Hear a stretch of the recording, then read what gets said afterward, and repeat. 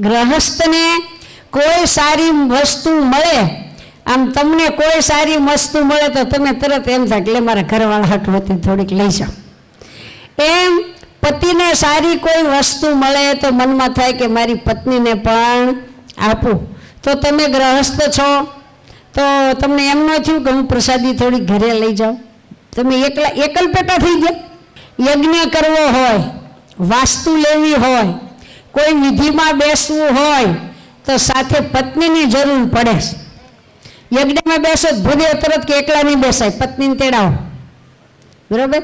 આપણે જાણીએ છીએ રામચંદ્ર ભગવાને રાજસી મોટો યજ્ઞ કર્યો, સીતાજીને વનમાં મૂકી આવ્યા હતા. તો કે કઈ આવે તો ભાઈ એકલા તો તમારે યજ્ઞમાં બેસાશે નહીં, એટલે સોનાના સીતાજી કરીને બાજુમાં બેસાડ્યા. એટલે પાર્વતીજી એમ કહે છે કે તમને ભગવાનની દિવ્ય પ્રસાદી મળી અને મને કેમ ન આપી?